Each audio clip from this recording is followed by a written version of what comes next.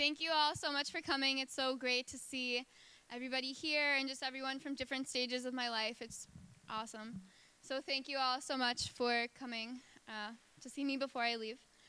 So I just want to tell you guys a little bit about what I've done in Zambia and what I'm going to do when I go back. Some of you have already heard this story multiple times, but other people haven't, so I'm going to repeat it again. But so last May, I graduated from undergrad with my bachelor's in English, and I minored in psychology. And my plan was to go on to graduate school and get my master's degree in mental health counseling. However, I took a short missions trip to Zambia the month after I graduated from college, and God just completely changed my direction on that trip. It's crazy, I wasn't even actually supposed to go on that trip. For some reason, I ended up coming home for Easter, and one of the pastors was speaking, and he's like, yeah, please pray for the people going to Zambia. And I was like, what? I'm not going to Zambia. Like, this needs to change. I really want to go to Zambia. So, and the trip at that point was only like a month and a half away, and I talked to Miss Gloria and Tommy was actually able to find, there was one seat left on the plane going and one seat left on the plane coming back. So he's like, if you can get me your passport by 5, you can go on the trip. So it just all worked out. It was a spur-of-the-moment thing. But I'm so happy because I wouldn't be where I am if that hadn't happened. So I went to Ndola in June to visit our missionary, George Paulo. And it was just an amazing experience. And we went to different schools and orphanages. And I just really felt close to God, which I hadn't felt in a really long time. So that was nice. And I came back. And when we went to leave, I almost had like a panic attack or an anxiety attack. I don't know, it's never happened to me before, but I just really didn't want to go home. And I've never had that feeling because I love my home, but I just knew that I needed to stay in Zambia. So about a week after I got back, I came to church and I was talking to Miss Gloria and Tommy, and I was like, do you think that me going back to Zambia for like 6 months is realistic? And they said, yes. And at first Miss Gloria was like, no, you need to go to grad school and get your education. But the more she listened to me talk, she's like, no, just go to Africa. So I started, originally I was going to go back to Ndola, where I was the first time, and I called my graduate school, and they told me that they would defer my enrollment for a year so I could take a year off and then start the following August. But the plans fell through for Ndola, so I ended up going through an organization called IVHQ, and that was really fun, and it's just God closed the right doors and opened the right ones, and everything all worked out. And I started raising money at the end of September, and then by December I raised $12,000, which was incredible. Thank you guys all so much for your support. And then this is kind of how I spent the money that I raised. I needed a lot for the airfare and I spent money, so on the children, I would buy them food each week, and we would feed them peanut butter and jelly or grilled cheese. They'd never had that before, so they really enjoyed that. A lot of them would just get sick often, so I used the money to take them to the hospital or the clinic, and so the money was just used for a variety of things, which was good. And there's still a little bit left over, which is helping out now that I'm home, because I'm not employed technically or anything. My salary, I kind of have to raise it myself, so that's just been really good. And it's just incredible that $12,000 could come in 3 months. It's just like definitely an answer to prayer, and it's not possible without God. So on January 3rd, I originally left and I went to the airport, and I had all of my luggage and everything, and I was taking 3 suitcases back with me. And they were all overweight. 2 of them were over 75 pounds, and if they're over 75 pounds, they're not even allowed on the plane. And then one was over 50 pounds, so I was going to have to pay, I should have had to pay $200 per overweight bag, plus $200 for an extra bag. Plus my carry-on was too heavy, and they were going to make me check that as an extra bag. So my mom's like, what are you going to do? And I'm like, I don't know. God will take care of it. He'll break the scale. It'll all work out. I don't know.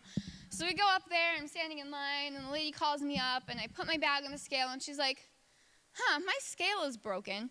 And I looked at my mom, and it was like, oh my gosh, this is amazing. And and she's like, calm down, like, don't freak out. But I was so excited because I was just like, this is totally an answer to prayer. So before I even got there, God was just working and opening doors. And so I ended up, she checked my carry-on for free. She checked the 2 overweight bags. It shouldn't have gone at all. She didn't make me pay for any overweight bag. The only thing I had to pay for was the extra suitcase. So that all worked out, because those expenses would have been almost $1,000 just to pay to get the luggage over there, because I was taking, over there they don't really have much as far as supplies goes. So the suitcases were filled with books and chalkboards and just basic supplies that they lack over there that's necessary for them to learn. And then those other pictures, that's Sunbird Guest House. So that's where I stayed through IVHQ. So I would stay there. And the first few weeks I started teaching at a local primary school in the area. But I just didn't really feel like I was making a difference there. There were already teachers there and they were teaching. And I was just like, I didn't fly thousands of miles away from my home just to teach these kids who would already be taught even if I wasn't here. But on my way to school each day, I met these children and formed a relationship with them who lived down the street. And the only English they knew were high five. So I'd walk past, they'd be like, high five? High five? So I'd be like, okay. So they'd come up and give me a high five. And one day as I was walking back from school, their older sister came up to me. And she was like, you take one? And I was like, excuse me? Like, what? And she's like, yeah, you take one, like, to America? And she wanted me to adopt one or more of her siblings so that I could give them a better life, because they call people from America Mzungus.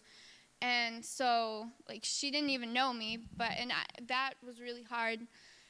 I just went back to my room and I just cried, because I couldn't even imagine, like, going up to some random stranger and be like, will you take my brother? Like, take my sister? Like, I don't know. So that was really hard for me. And I was like, what can I do for these children? Like, I can't adopt them, but I want to help them. So I started, in the mornings I would go to the school, and in the afternoons I would tutor them, because there were 8 children. None of them had enough money to go to school.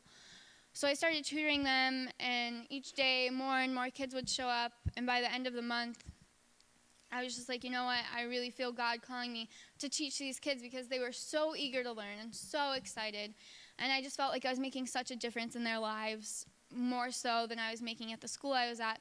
So I talked to my program manager, and she's like, well, we have a vacant building that's not being used right now, and you can use that.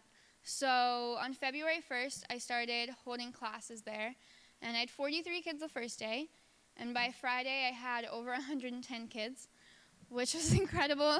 And that kind of made me realize that week I was just back in my room doing my devotions and writing. I was just like, hey, God, I'm kind of confused, because I'm not a teacher. Like, I didn't go to school for teaching. I don't want to be a teacher. So why did you, like, call me to Africa to teach these kids? I don't know what I'm doing. Like, I have 110 kids. What am I supposed to do with them? Like, I have no idea. So it was off to a rough start a little bit. And then, so that's the building up there, the school building. So there's 3 classrooms. And nothing was furnished, just basic cement floors.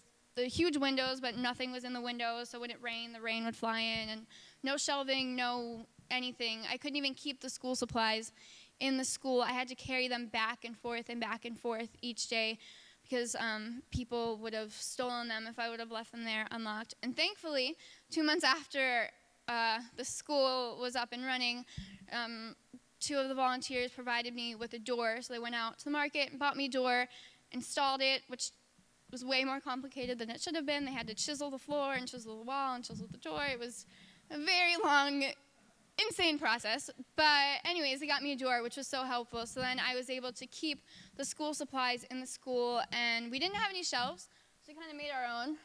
That picture down there, it's just a bunch of sticks and bricks. We stacked on top of each other and made our own little makeshift shelf, which was good. So February 1st, I had 43 kids, and by the end, I had 110 children. And I got off to kind of a rough start, because I'm just turned 21, I don't really know what I'm doing. I don't have any formal education for teaching. And I didn't really feel like I was making much of a difference at first, but over the weeks and months, I really saw that, like, yeah, I'm not a teacher, but God equipped me with the skills I needed at the time to teach the kids effectively. And one of the biggest struggles was the days of the week.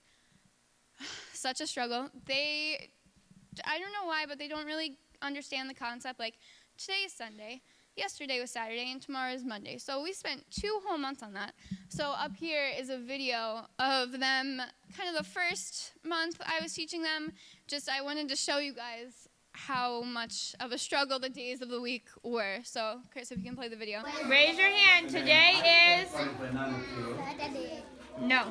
There's no school on Saturday. Remember, Lucky, what's today? Today is what? Wednesday. No. Thursday. Mandavasa, what's today? Me teacher. Lavenda, what's today? Grace, what's today? Tuesday. Good. Everybody say today is Friday. Today is Friday. Yesterday was? Yesterday was Friday. No, Lucky. If today is Friday, yesterday can't be Friday. Yes, who said Thursday? Abraham, good job. Yesterday was Thursday. Good. And tomorrow is? Saturday. Saturday. Good. Let's try again. Today is? Saturday. Today is what? Sunday. Today is on Sunday. There's no school on Sundays. Today is? No, Lucky. Yesterday was Thursday. Today is? Friday. Good, Sydney. Today is Friday. So tomorrow is? Saturday. Saturday. Not Wednesday, Lucky. Wednesday already happened. And yesterday was? What was yesterday? Yesterday was? Saturday. No. No. No. Thursday. Thursday. Good. Yesterday was Thursday. It was a struggle. But anyway, so the next video is them at the end. 27 of my students on my last day, they all got the days correct. So I was super excited. So today is Tuesday. tomorrow is Wednesday. yesterday was Monday. good job. I was very happy.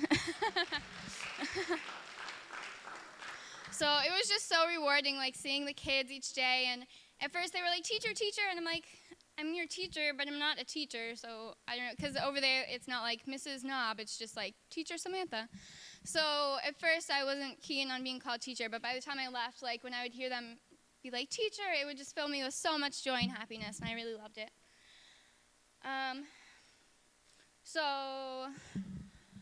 So your money definitely like provided an education for these kids. Now they know the days of the week. Thank you for that. Like, so happy. But also the money that everyone donated also went to providing food. So the next slide is a video. These are 2 of my students. That's Visco and that's Africa. And so I was just that's when I first got to know them, and I was just recording them, like, what do you eat every day? And so this is them kind of talking about the way they live and the food they normally eat and how their life is on a daily basis. So what do you eat every day? Nothing. Nothing. Yes. I eat just the popcorn. I gave you popcorn. Yes. Well, when I don't feed you, what do you guys eat every day? Me, I eat shima every day if we have. If you have. Do you have shima a lot or no? Today we don't have. How about yesterday? Yesterday we eat. No. Yesterday we don't eat.